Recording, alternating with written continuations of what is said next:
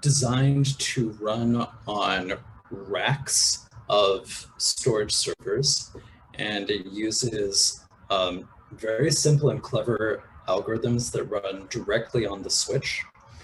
And here's the outline of how I'm going to talk about it. So, oh, and can you see my mouse moving, by the way? Yeah. Okay, good. So it is a rack scale storage system. I'll talk about the hardware that this thing runs on, and it is a very skewed workload. Some of the objects are much hotter than others. So they solved this problem using selective replication, and to provide linearizability, they've got this coherence protocol that runs among the servers on the rack. We'll talk about fault tolerance really quickly and the role of the controller, which identifies hotkeys and decides the replication factor.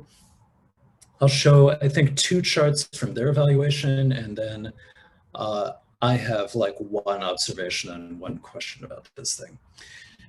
So it's running on this really impressive hardware where they've got racks of servers that are providing storage, and they're all within the same rack, and they all share one top of rack switch, which they actually shows in the middle here, but they call it a TOR switch.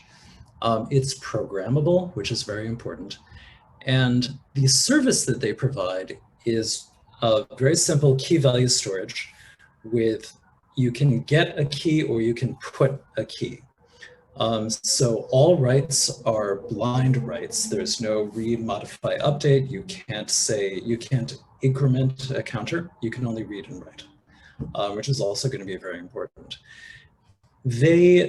In their evaluation, they have 1 million objects, and they say that they can handle any size of object, although they only actually evaluate objects up to 1 kilobyte. So I think that this is optimized for fairly large numbers of extremely small objects with very low latency.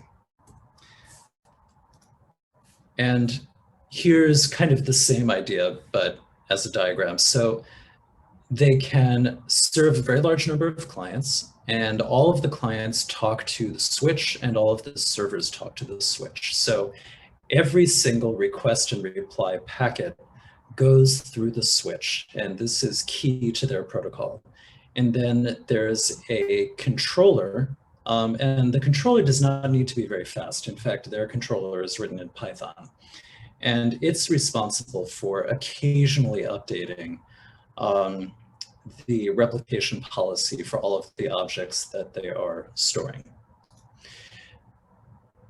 This system is optimized for a skewed workload, meaning that some keys are much, much hotter than other keys within the system. And they modeled this skewed workload using a Zipf distribution. And Zipf has a parameter alpha, and the bigger alpha is, the more skewed the distribution is.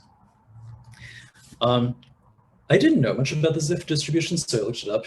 I think that this is interesting. It was characterized by a linguist named George Kingsley Zipf in 1935.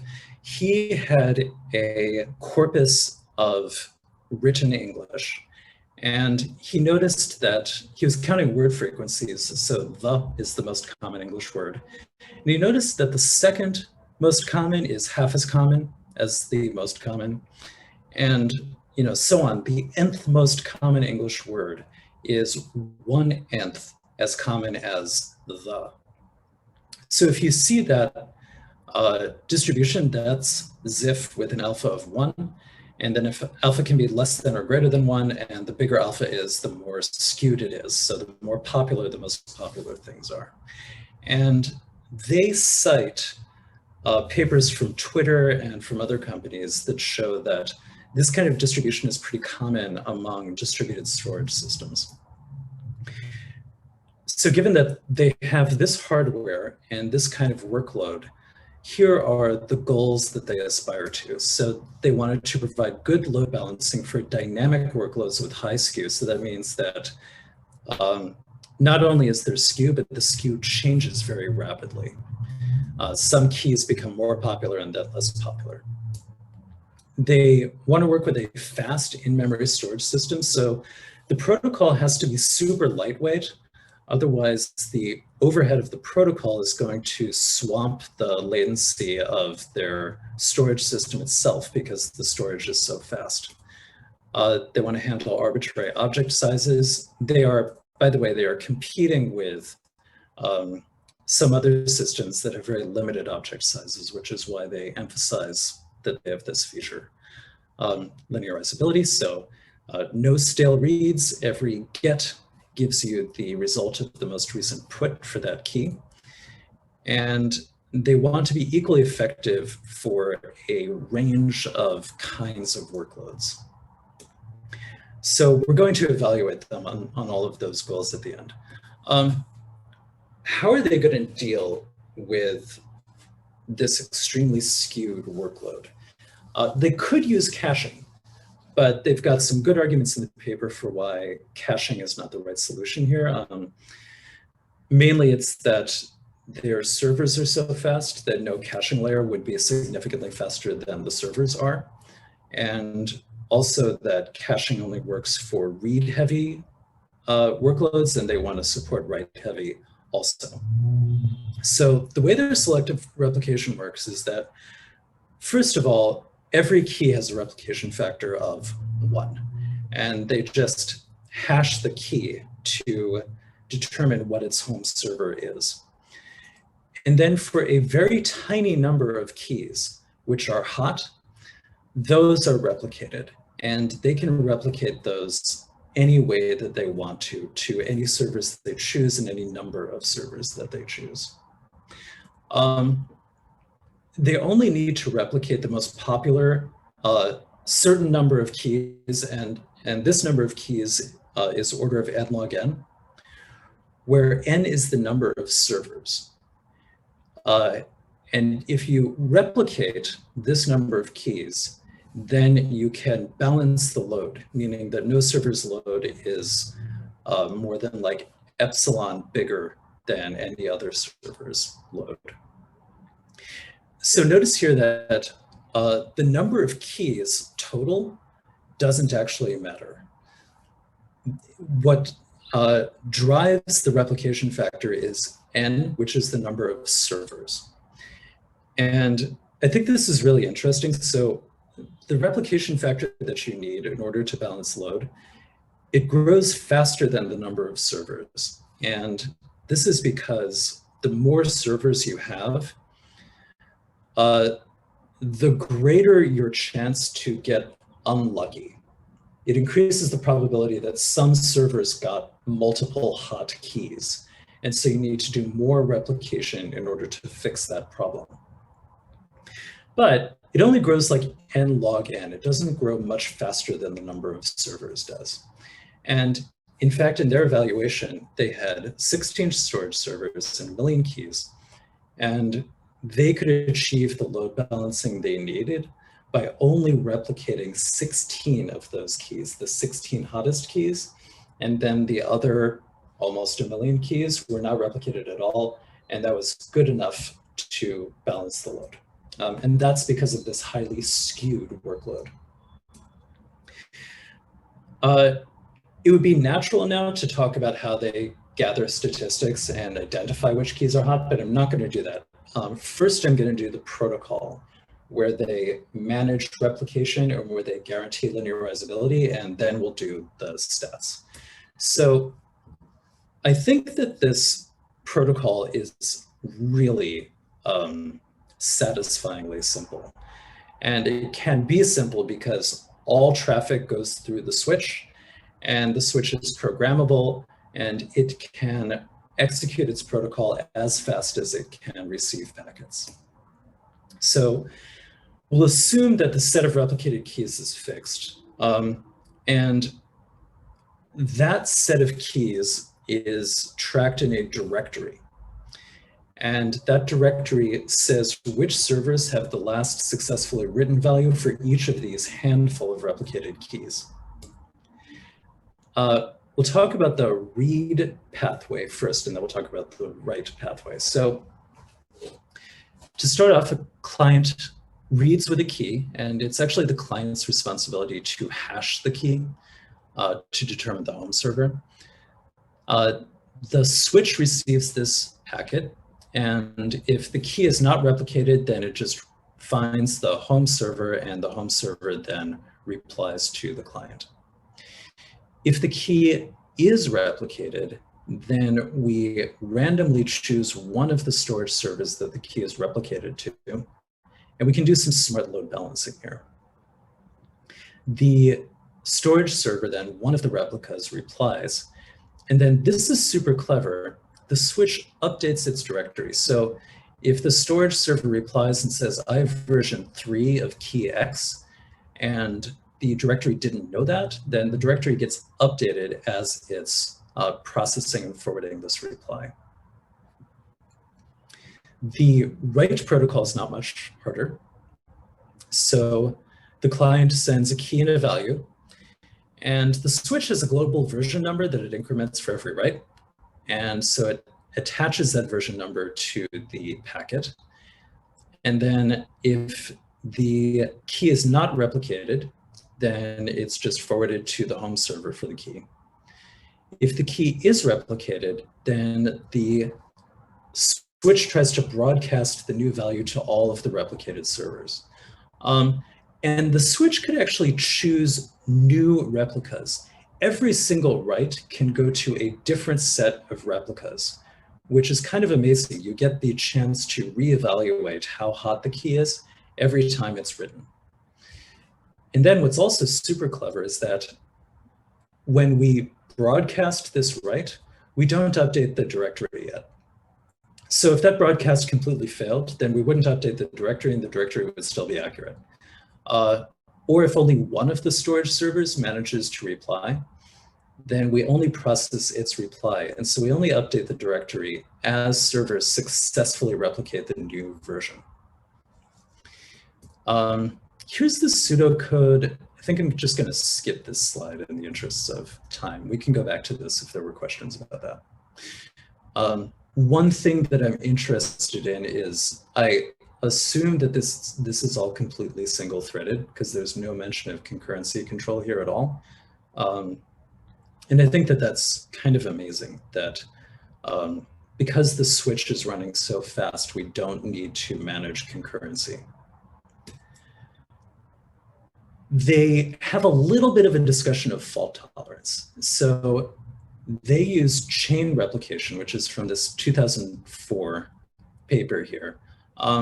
They don't need to worry about lost messages. As we saw earlier, the protocol deals with lost messages quite nicely. So what they need to worry about here is failed servers, or a failed switch, or a failed controller. They use chain replication to do this, and each of these objects is a complete rack with dozens of servers and terabytes of storage and a fancy switch. And when you write, you send it to the head, and then that write is replicated to every rack in the chain, and then the rack at the tail of the chain replies. And queries also go to the tail, so you only query data that's been fully replicated. And this is replication for fault tolerance now, not for read scaling.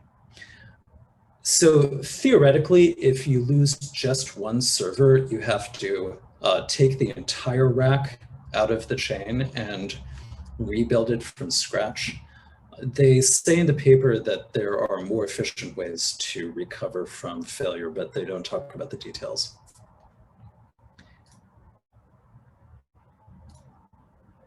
So we talked about the protocol, and now we can talk about the statistics. How do they identify hotkeys, and how do they choose the replication factors? So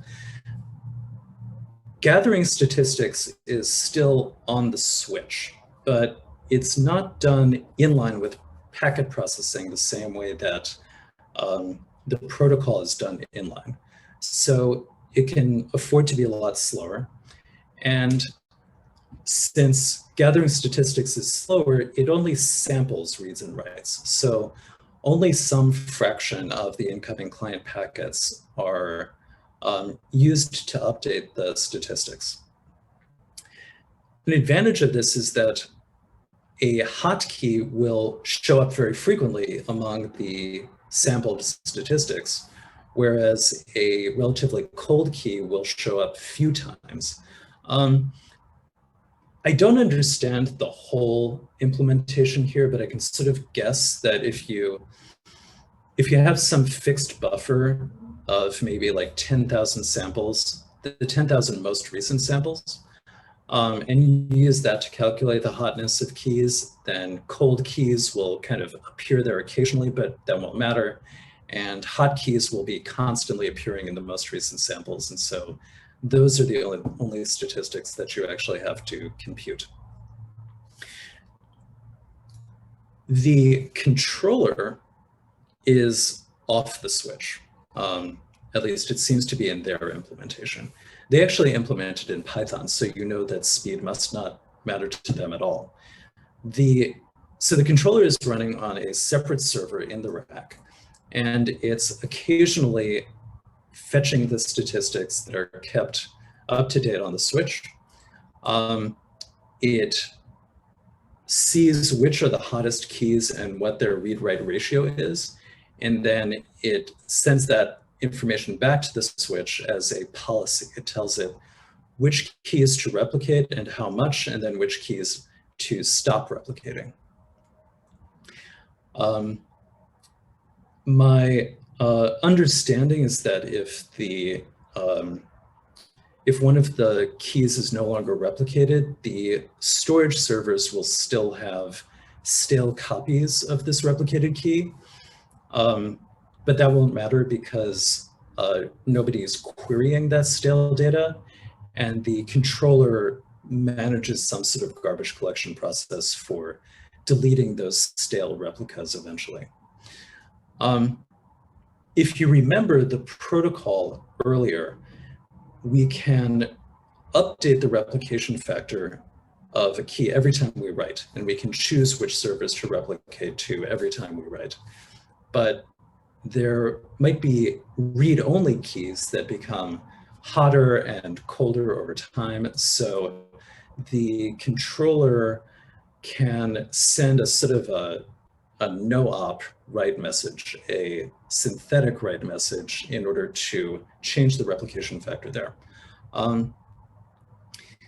It seems to me that that might have race conditions with the client if the client suddenly does start writing the key.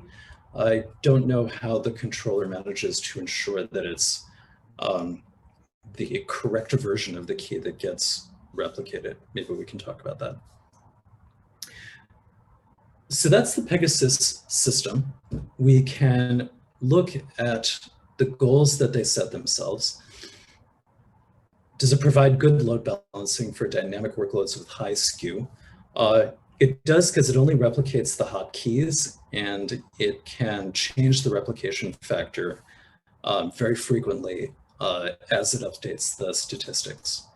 And it works with fast in-memory storage systems because the protocol is very simple and very low overhead, and it runs on this very fast switch. They don't talk much about handling arbitrary object sizes, but I don't see why it wouldn't work, whereas other systems do have a hard cap on the object size. They guarantee linearizability because they have this single version counter that the switch manages. And they're equally effective for various read-write ratios because they adjust the replication factor to trade off read scaling versus overhead for replicating writes. I'm going to show two charts from their evaluation.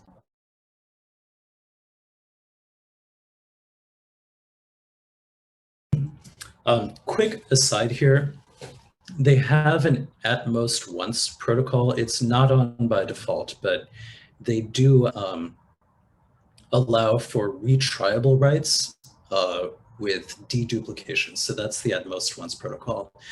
And it's got a little bit of overhead, but it appears not to be measurable in their evaluation.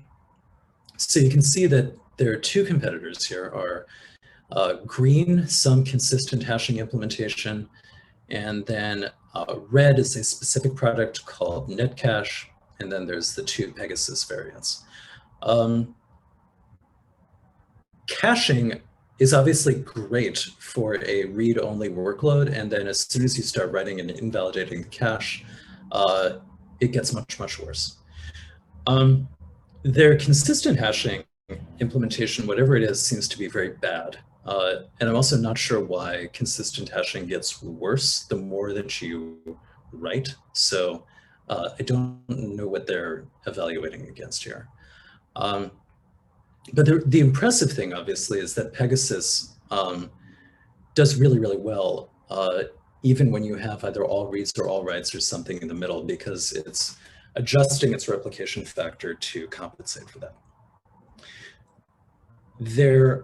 The other chart that I want to show is this one. So this is really cool. The solid blue line is a less skewed workload. And then the dotted line is a much more skewed workload. So in both of these cases, they've got 1 million keys, but only a handful of them are very popular. And then they're adjusting the number of keys that they're willing to replicate. It's a little bit counterintuitive here to me that the more skewed workload requires more keys to be replicated in order to balance the load. I would have thought that if all of your load is concentrated in a handful of keys and you replicate those keys, then you're done. And being more skewed would actually mean that fewer keys need to be replicated. But obviously my intuition is wrong here. The headline of this chart, though, is that even though they have 1 million keys and 16 servers, they reach diminishing returns once they've replicated 8 or 16 of those keys. And that means that they've reached optimal load balancing. And I think that that's a sort of an amazing result. Final slide. My observation is that distributed systems problems become much simpler if you could just pass all of the messages through a single threaded process at really terrific, fantastic, beastly speed. They set a lot of problems for themselves by having to program their protocol for this extremely specialized packet processing chip. But in exchange, they get an enormous amount of simplicity because they have no concurrency concerns within the protocol itself. And so linearizability is way simpler for them. And the question is, do they only support blind writes, or could you imagine a way to extend this protocol for read, modify, update, something like an increment or a test and set, or would you lose all of the performance and simplicity that this thing has? I've also, so that's it. I've got a postscript about why they need this at most once protocol. We could talk about that if you want to, but I think that I am going to stop here and open it up for discussion.